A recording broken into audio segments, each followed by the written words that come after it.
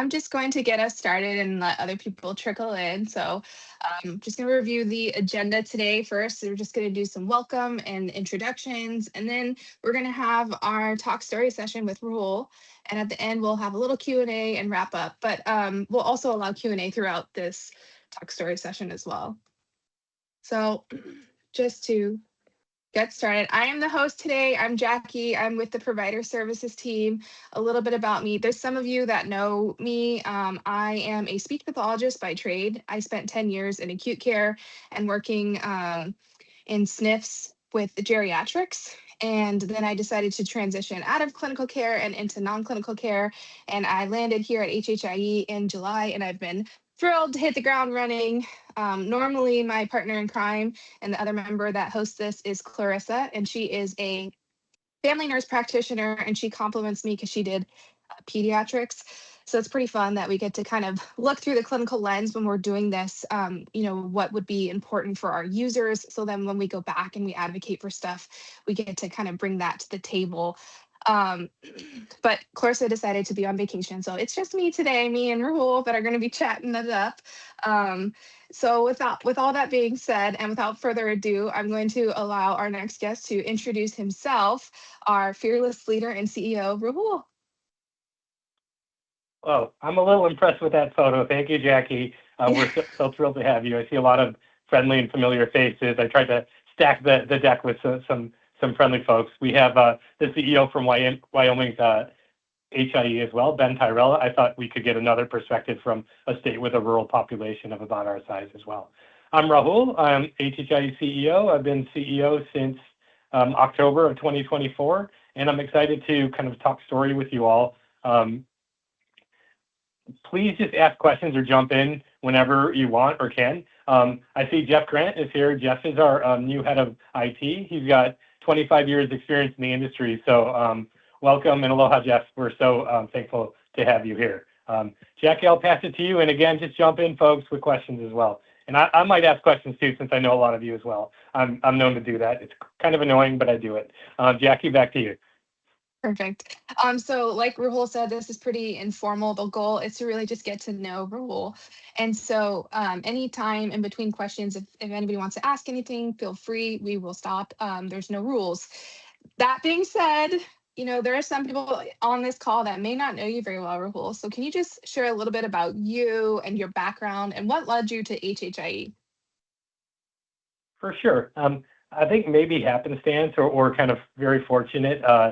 Practiced law in Manhattan. I did corporate and business law and had a dream of moving to Hawaii ever since I was about 20. And I moved here 20 years ago. So don't do the math about that interim period. But moved to Hawaii. I practiced law in Hawaii, healthcare and corporate law, and just kind of started working at HHIE as the privacy officer and moved my way on up.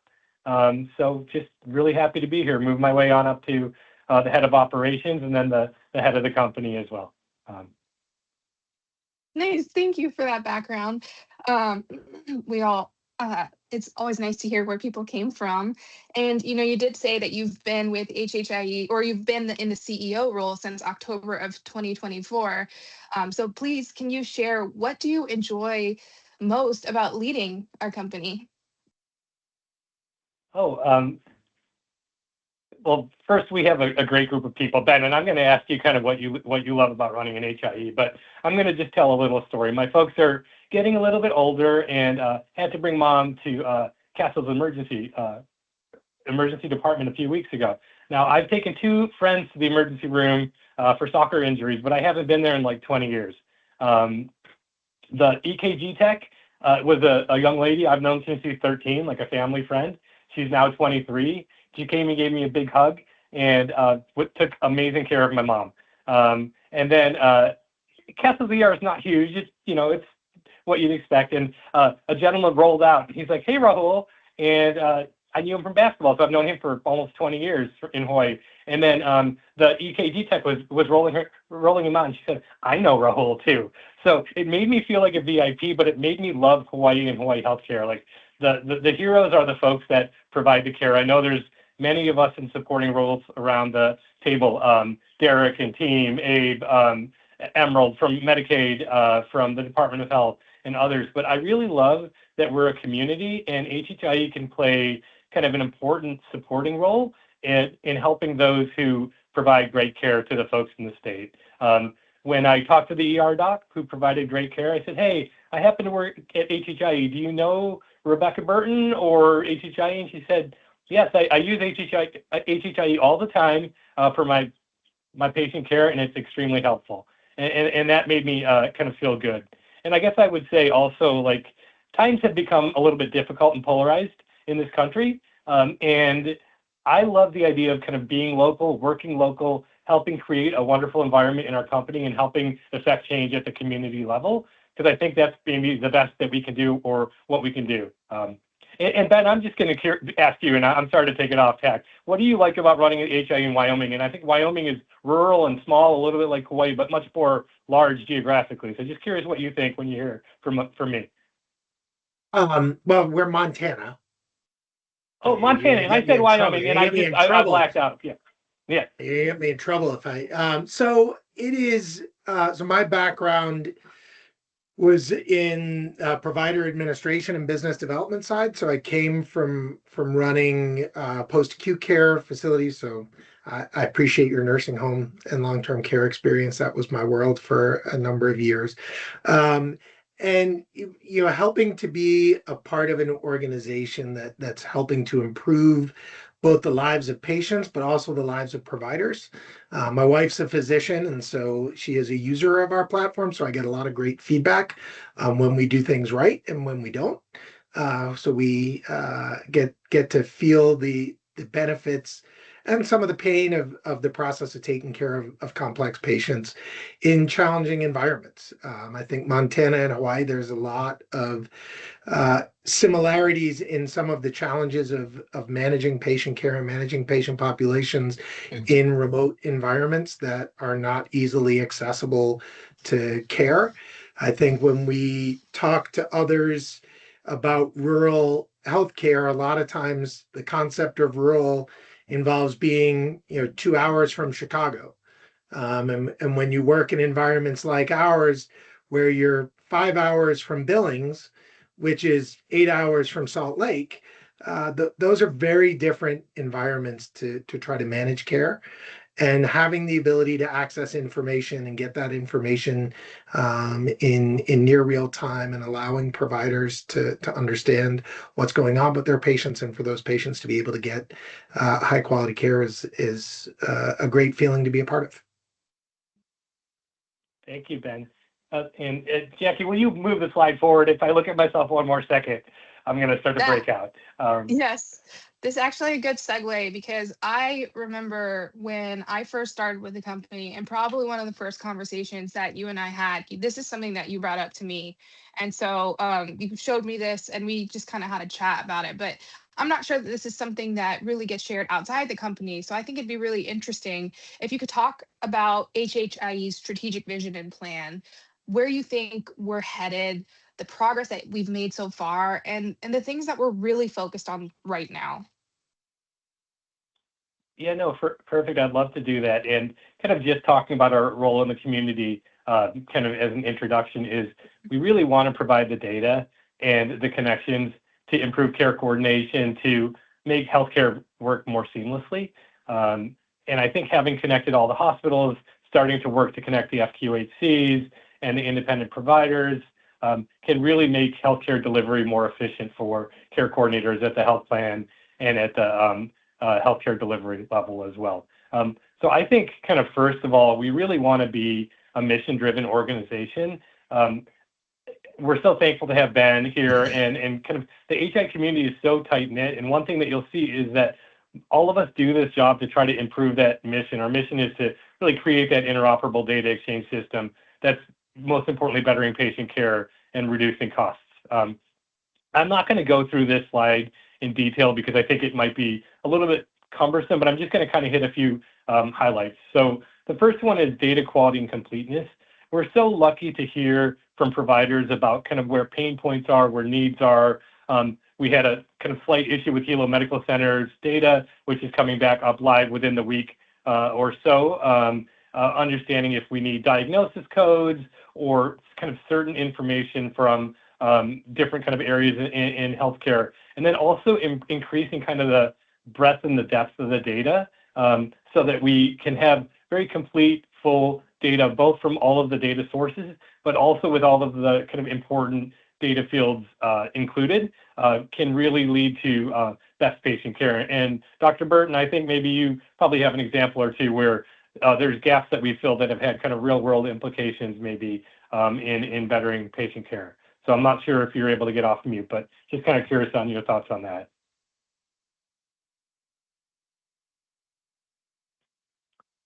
And Rebecca may be multitasking as well. I think, No, I know. and Derek, I maybe know. I'll. Can you hear me? Oh, I there can she hear you is. now, Rebecca. Yeah. There, I took myself off the phone. Can you hear me? Yep. Yes. Oh, okay. Sorry about that. Yeah, so I can't believe the you mentioned the gaps that we fill. Many times a provider or healthcare worker will assume that they have all the information that they need on a patient in their EHR, right, when they're taking care of a patient. And it's always a lot of fun to go ahead and search that patient's name in our portal and then show them the information and say, well, did you happen to know that they flew over to Hilo and they were treated there last week? And they what? They didn't say that when we were taking care of them. And there's just a lot of gaps that they're not aware of, and it's really nice to be able to fill those and then improve the quality of care of the patient. And then we also have in the Hawaiian Islands, we have many patients that are referred over to Oahu from the nearby islands in order to receive care, because Oahu is where all the specialists are. And so in order for all that information to be transferred over, and so Queens or HPH can care for the patient, we're able to share that data and then seamlessly and improve the care. So it's just really nice to be able to sort of have our part in the care of the patient. But it's been great working here at HHIE. Thanks, Rebecca. And I think, a couple of things of what I hear is that HHIE can be a repository of data kind of greater than any single EHR. And if you stay within an EHR, no matter how powerful, there are certain things that maybe you don't see. And we see that from users with our medication fill history, which is it's a very important tool kind of used across the board for those who are kind of part of the EHRs or not. They get data that they can't get otherwise. In terms of the second area, expanding the data use and functionality, we were able late last year to move from a treatment-based exchange to move to treatment, payment, and operations, a full HIPAA exchange, and really allowing that data to be used for population health, for analytics, for HEDIS and quality measures that meets the needs of the state, of the health plans in the state, as well as the state itself, whether it's the AHEAD model or other needs. I think health information exchanges really need to continue to evolve with their data use and functionality and meet the needs of kind of more varied users of the data, whether it's community-based organizations or folks who need data routing or notifications maybe for their care coordination or their analytics tools. Kind of central to this forum is really talking about improving the system use and the customer experience. We're so lucky to have Rebecca, Clarissa, and Jackie kind of leading not only this forum, but our outreach. We're only as good as not the tools we provide only, but the customer service we provide and the usability of those tools. And so since I started, it's been probably my main focus to improve our system use, our IT operational delivery, and our customer experience. And I hope you all are kind of seeing that, and we value each and every one of you so much. And then finally, strengthening the relationship with the state, understanding the state's needs, and trying to kind of work, whether it's getting data, supporting the AHEAD model, working in different partnerships. We're working with the Department of Health to try to get immunization data and also kind of meet some of the state's immunization needs as well. We're a community and we're a state that is very dependent on Medicaid. And we're so thankful to have MedQuest, which is an amazing organization. I'm just curious, maybe I'll ask Derek kind of any thoughts kind of from your side on kind of the state's relationship with HHIE, and then Emerald, if you have anything that you'd like to add, we'd love to hear as well. Sure, Rahul. Yeah, from the DOH perspective, we really do value the partnership. I think especially as we look forward to the AHEAD model and our HTP grants, we're really looking at how we can better evaluate the data that represents our community. And we see that HHIE could play a key partner role in that. And so, for the areas where we've used it thus far, it's been very helpful clinically, but really then thinking about it from a public health aspect of how we can better understand the parameters of our community and where the deepest needs are for some of these more transformative things, I think is a great step forward. Thanks, Derek. And as I pass it to you, Emerald, I just wanted to mention, if you look at that first kind of data quality and completeness and strengthening the relationships with the state, one example, Derek, this is maybe just a preview, is we're trying to work on data quality to improve the race and ethnicity data and how it's collected. And I know that's an area of interest for the state. And so we'll talk more with you, Derek, tomorrow and in the future, but that's an example of where the state and private partners can work together to improve healthcare delivery in the state. And Emerald, no problem at all. I see you posted in the chat that you're straddling 2 meetings. The other thing I wanted to mention is I think Carolyn is on as well from the Cancer Center of Hawaii. And when we looked at that second bullet, the expanding data use and functionality, we've had some really good work working together to get retrospective data to the Cancer Center. And I believe folks kind of leading cancer care have kind of different health data needs. And Carolyn, no worries that you don't have a microphone as well. We're so thankful for your partnership. I want to just open it up, and I know we're going to talk a little bit about rural health, but just to see if anyone had any questions as we kind of move to the next topic, either about our strategic plan or generally about HIEs.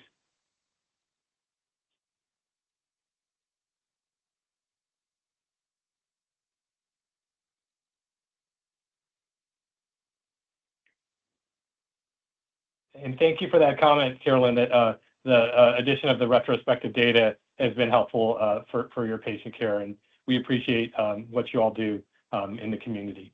So Jackie, back to you for the next question. Okay. I've heard it mentioned a couple times, I think by Derek and by you when we're talking about rural health and that transformation effort. And it's, something that's kind of been a buzzword, it's been in the news, it's been talked about, in other healthcare spaces. Let's talk about the role that HHIE is going to play in that effort. And why would that matter for communities across the state of Hawaii? Thanks, Jackie. That's a great question. And Ben, I'd love to hear your perspective if I can pick on you. And I'm so sad I misnamed your state. I'm going to be kicking myself later. I think the background is really some of the Medicaid and federal cuts are adversely affecting rural facilities in a very real way. And so the federal government kind of put together a rural health program, which will in part, but not in whole, try to improve kind of the delivery of care to rural facilities. So in Hawaii, we got $189 million a year, potentially or hopefully for 5 years, which is amazing. The number that I heard from Jack Lewin is that's only replacing about 5% of what the Medicaid cuts are. So this isn't a full kind of fix for the challenges to rural facilities. But I think what we're thinking kind of as a community in healthcare is, number one, we need to move from fee-for-service to value-based care. Number two is we need to be more thoughtful in terms of our technology and our data delivery and healthcare delivery in rural communities. And number three is we really need to understand and recognize the importance of rural healthcare delivery, understand some of the challenges, and use technology and other related means to improve rural health. So I think to answer your question, why HHIE is important really relates to a few things. One is care coordination is extremely important to improving rural health and getting patients to the kind of right care settings. And so HIEs can work with their notification tools that are fed by ADT alerts to then send patients and patient information back to the rural providers so that patients can go to the right care settings. But also kind of historically, Native Hawaiian health centers, rural facilities have been left out kind of either financially, technically, for a myriad reasons, from the interoperability and the kind of bidirectional data exchange. And if we don't have their data in the system, their patients aren't being cared for, or we're not using all the tools at our disposal to care for them in the most efficient way possible. So we really have to kind of rethink and streamline kind of delivery of healthcare to rural communities. And Ben, I'm curious if any of that resonates with you or kind of how you see that. Definitely. I think for us, a lot of our work is helping to support our rural and frontier communities as we need to evolve the care environments and the financial and reimbursement structures that exist. So for our state, similarly, a significant move towards value-based contracting and value-based care structures. And how can we support our provider communities in being able to engage in that work? And in the term we try to use is, how can we democratize data access so that winners are not dependent solely on their ability to have platforms and data services be connected to large health systems that can provide that infrastructure. So we're working with our state Medicaid agency, with our provider partners, to look at opportunities to utilize our platform to bring actionable data for them that allow them to be more successful in improving those care outcomes. Thank you, Ben. And I think our states have similar opportunities and challenges, both in terms of population size and the rural kind of nature of our populations. And so it's so good to kind of learn from you and kind of hear what you all are thinking and doing as well. And I also wanted to shout out Paige as well from the Healthcare Association of Hawaii. One of the things that HHIE tries to do is be a neutral convening entity and really understand kind of the healthcare landscape, whether it's data that may be missing from providers that they need, whether it's understanding kind of legislation at a high level. Obviously, there's some kind of shifting winds in kind of healthcare delivery potentially in the state as well, and kind of keeping track of that, but then just kind of articulating that HHI's role is really to be the neutral entity working with all of the healthcare providers and partners in the state as we figure out some of the state's challenges, and it kind of espousing the need for full data sharing, whether or not organizations and kind of systems change. So I want to just kind of open it up for any questions, and I'm happy to kind of go on any other topic, but Jackie, let me pass it to you and then see if there's questions. Yeah, we have actually only a few minutes left, so whatever questions, if people want to put them in the chat, or if they want to unmute themselves, feel free. If not, we'll just do our closing statements and kind of wrap it up here. But mostly, I just want to say thank you, Rahul. I I tagged you in for the assist here today, and I appreciate your time and just kind of giving a little bit more insight into HHIE. I feel like, that peek behind the curtain is always nice to kind of see what we're up to and what's next. And so thank you for being willing to do that. For sure. It's our pleasure. And just want to thank each and every one of you who's kind of on the front lines making great patient care happen in the state. Thank you, Paige. Thanks, everyone. Yeah. So just to kind of wrap it up a little bit, if my slide wants to work. Apologize. So this is not related to our chat, but we appreciate it. But I run the LinkedIn and the YouTube. So this chat will be on our YouTube page, which is available right here. I know that there are a couple of point of contacts on this call, and there's been a lot of asks for an overview on how to use the CHR. So we recorded that, and it's here at this link. So if you want to find it, it's the Community Health Record Training Overview, and it's been timestamped. So if you need to find a specific section within the CHR, you can go ahead and just click on that timestamp, and it'll get through that for you. And if you have any questions, so my role here on the provider services teams, I work on the backside of things. I help people unlock their accounts or get people access to the system. If you have any questions or any issues I always say just reach out to me directly, and I'm always happy to help. We also have Dr. Burton on the call, and she's the CMTO, and she is our fearless leader. So Clarissa's not here today, but she is normally also a very helpful individual who will answer any questions. And she lives in CHR, so if people have questions about how to find something or where to find it, she knows the answer. She pulls facts out of her hat, and I'm like, I don't know where you got that from. I don't know how you know that. Rebecca, fearless leader. Yes. And I think that's about it. We're almost out of time here. We're wrapping up. We're heading into our last few minutes. So again, I just want to say thank you, Rahul. It was really informative. I appreciate your time. Thank you, Jackie. Thank you to everyone who joined. Have a great rest of your day. Take care, everybody. Thank you. Aloha.